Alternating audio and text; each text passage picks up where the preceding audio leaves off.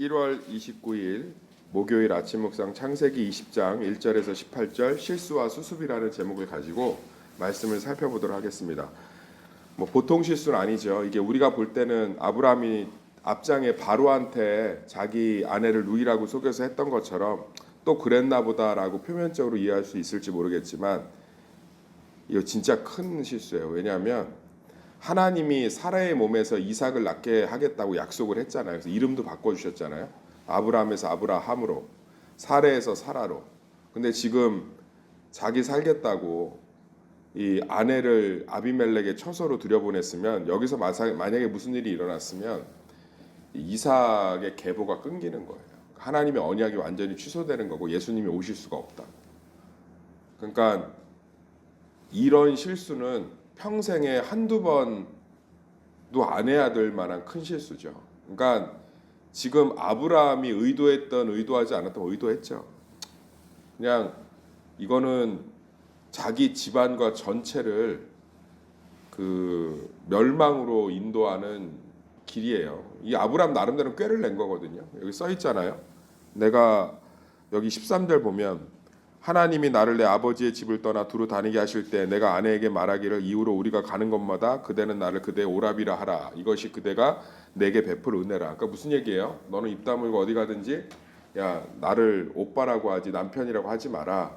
이런 지혜를 낸 거잖아요. 왜냐하면 이 당시는 법과 제도가 있는 나라가 없으니까 약육강식의 시대 고대 근동이니까 어디로 가든지 아내 뺏기고 자기는 자식이 없잖아요. 그러니까 얼마든지 죽일 수 있지 않겠습니까? 자식이 없다는 게 그런 의미예요. 그러니까 자식이 있으면 안 죽여요. 왜 안 죽이냐면 자식이 있으면 그 자식이 복수할 수 있잖아. 그래서 안 죽여. 근데 자식이 없으면 죽인다고. 복수할 사람이 없으니까.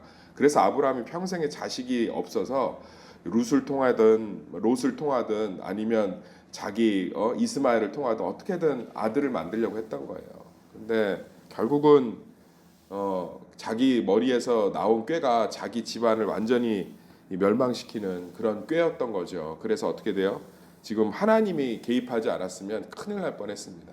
참 우리가 오늘 이 말씀을 통해 묵상할 수 있는 것은 우리는 우리의 실수 때문에 그 일들이 벌어지고 꼬였다고 생각해요. 내가 자식을 그렇게 키워서 시간을 되돌릴 수 있어요? 존 칼빈이 뭐라고 했는지 아십니까? 인간이 시간을 되돌릴 수 있는 능력을 하나님이 주시지 않은 이유는 하나님은 미래의 하나님 되시기 때문이다. 그 모든 것들을 묵묵히 수습하시고 자신의 약속과 구원을 이루어 가실 능력이 충분하시기 때문인 줄 믿습니다. 우리 스스로가 바로잡게 하지 않기 위함은 하나님께서 바로잡을 수 있기 때문인 거라고요. 그러니까 우리는 내가 그때 그거를 사지 말았어야 되는데 그럼 어떻게 갈 거예요? 거기에 갇혀 살게끔 하는 건 사단이 하는 거고 사단은 끊임없이 과거에 갇혀 살게 하죠. 근데 하나님은 자신의 계획과 구원을 묵묵히 이루어가고 계신다. 이루어가고 계신다. 그래서 우리 가운데 어떠한 어려움과 낙심이 있어도 주로 자기 탓하다가 남 탓하죠. 이 딱 두 가지 패턴의 반복이에요. 제일 처음에 하는 건 자기 탓. 왜 이렇게 해서? 왜 내가 이래서? 왜 내가 이게 부족해서? 왜 내가 이거 없어서? 왜 그때? 그거 하다가 이제 그걸로 감당이 안 돼요. 왜냐하면 사람의 심리는 자기를 비하하면 어떤 저지선에 딱 부딪혀요. 그 저지선을 넘어가면 자살하거든요. 그러니까 저지선에 딱 멈춘다고. 그럼 이제 속상한 거를 외부로 튀어야죠.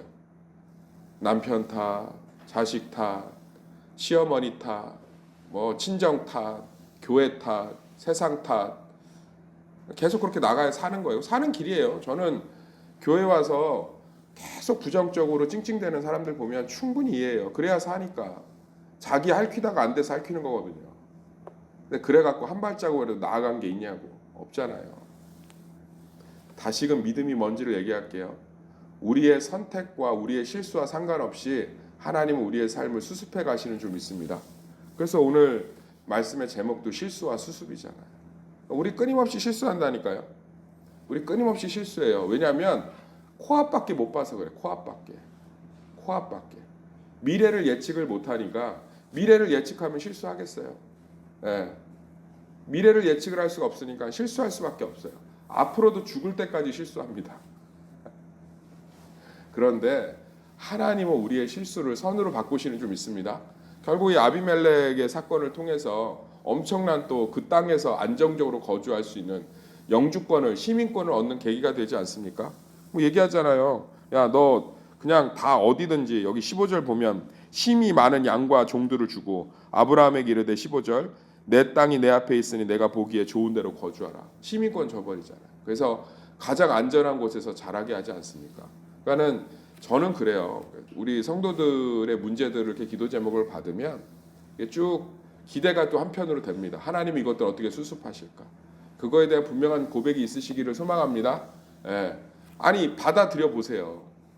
이 이야기를 준 이유는 하나님께서 우리에게 얘기하시는 거예요. 너희도 영적인 아브라함의 후손이기 때문에 내가 이렇게 인도한다. 성경에 얼마나 많은 실수들이 나와요. 다윗이 밧세바를 범해서 아이를 임신하잖아요. 얼마나 그 처참한 일입니까? 유부남과 유부녀가. 이게 지금 세상적으로 얘기해도 민사소송 뭐 간통죄가 없어도 민사소송 다 걸릴 만한 일 아니에요?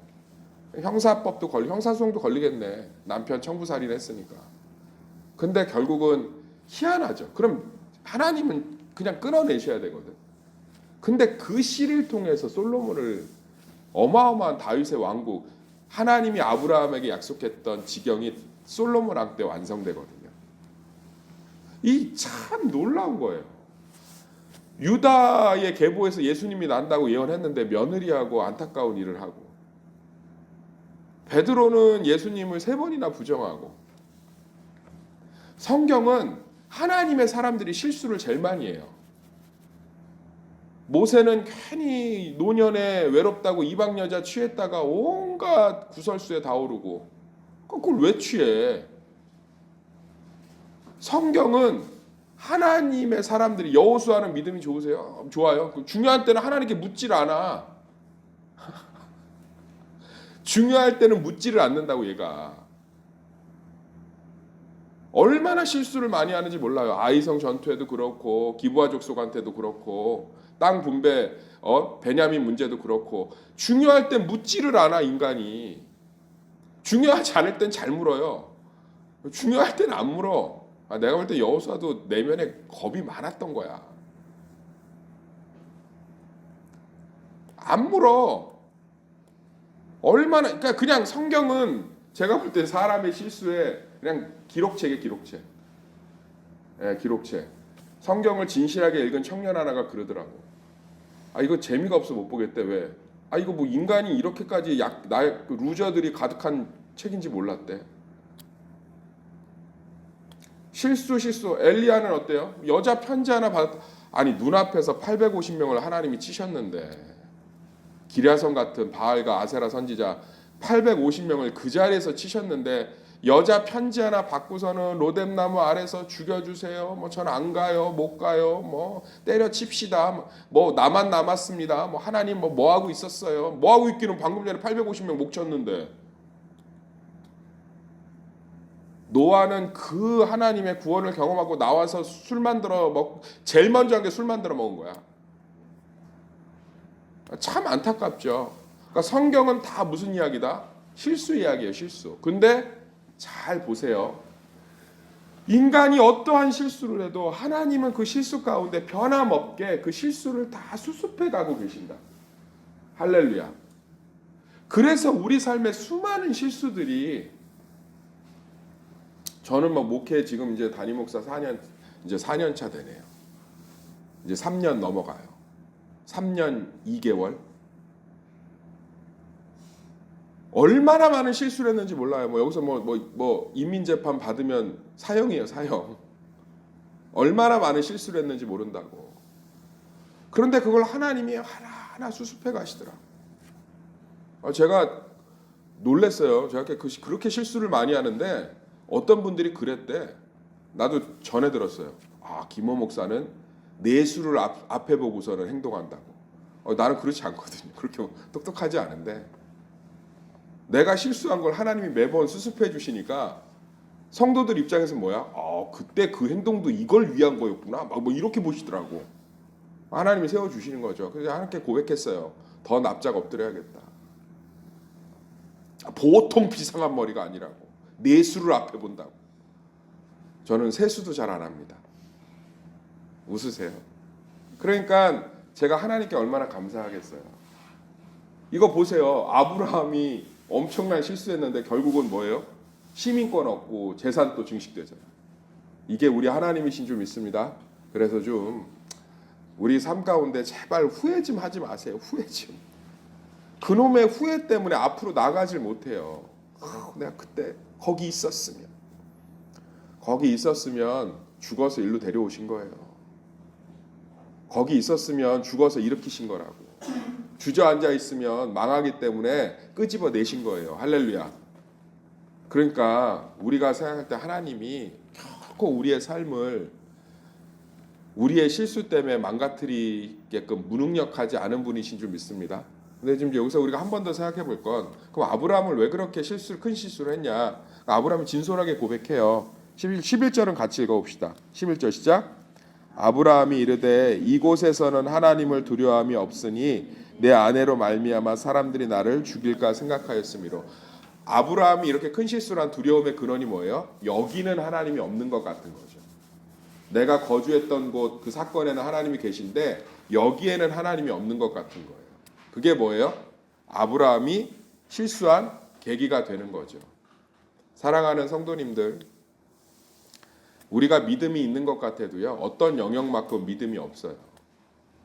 주의 성수는 끝까지 잘하시는 분이 자식에 대해서는 믿음이 없어. 거기에는 하나님이 안 계신 것 같아요. 자식에 대해서는 명확하게 믿음 고백이 있는 분들이 물질에 대해서는 믿음이 없어. 그래서 물질의 염려를 막 머릿속에 다 쌓아두고 살아가요.